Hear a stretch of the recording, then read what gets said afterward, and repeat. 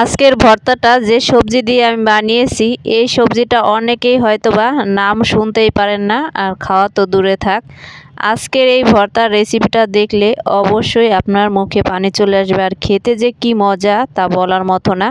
আমরা কিন্তু একদম সরাসরি চলে আসছি মূলা খেতে। তো আজকের ভর্তাটা কিন্তু আমি টাটকা মূলা দিয়ে বানিয়েছি।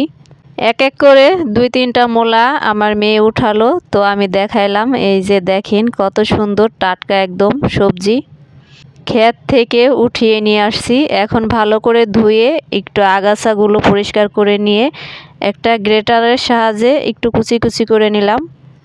এটা যারা ভালো সবজি কোচাতে পারে তারা কিন্তু বটি দিয়েও কোচাই নিতে পারে, ওইভাবেও কিন্তু ভালো হয়। আমি সবজি একটু কোচাতে কম পারি, এই জন্য কুচি করা ভর্তাগুলো আমি গ্রেটার দিয়েই গ্রেট করে নেই।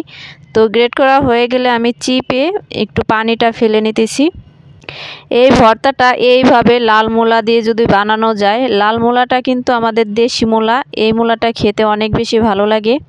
মূলা ভর্তাটা কাঁচা পেঁয়াজ এবং শুকনা মরিচ ভাজা দিয়ে যদি টাটকা সরিষার তেল দিয়ে করা যায়, তাহলে এর থেকে মজাদার খাবার গরম ভাতের সাথে আর কিছুই হয় না।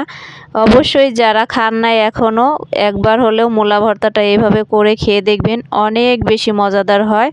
সাথে কিছু ধনিয়ার পাতা, টমেটো কুচি এগুলোও অ্যাড করবেন।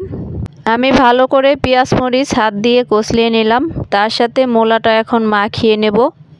এখন বাকি যে উপকরণগুলো রয়েছে ওইগুলো আমি এক এক করে অ্যাড করে দেব। এইখানে আমি একটা টমেটো কুচি করে কেটে নিয়েছি, কিছু ধনিয়ার পাতা অ্যাড করব। যেসব আপু ভাইয়েরা মূলার ঘ্রাণটা পছন্দ করেন না, তারা এইভাবে ধনিয়ার পাতা লেবু দিয়ে মূলাটা ভর্তা করে খেয়ে দেখবেন, আপনার কাছে গন্ধ তো কবেই না, বরঞ্চ অন্যরকম একটা টেস্ট লাগবে মূলা ভর্তা। এই বছরে আমি এই প্রথমবার মূলা খাইতেছি, এই পর্যন্ত আমিও মূলা খাইনি। টাটকা ক্ষেত থেকে যেহেতু মূলা উঠালাম, তো ভাবলাম আজকে আমিও ভর্তা বানিয়ে খাই, আপনাদের সাথে একটু শেয়ার করি। এই মূলার ভিতরে এইভাবে যদি এক ফালি লেবুর রস চিপে দেন, তাহলে মূলার ফ্লেভার তো থাকবেই না, অন্য রকম একটা ফ্লেভার চলে আসবে।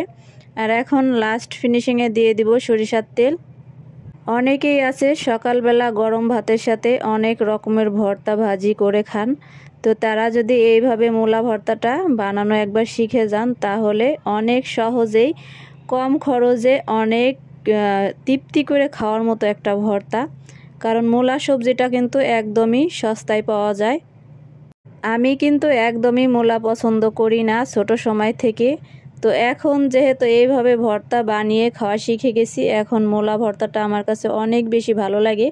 কারণ এইভাবে ভর্তা বানালে মূলার ফ্লেভারটা একদমই পাওয়া যায় না, আর খেতে গরম ভাতের সাথে অনেক বেশি মজা লাগে।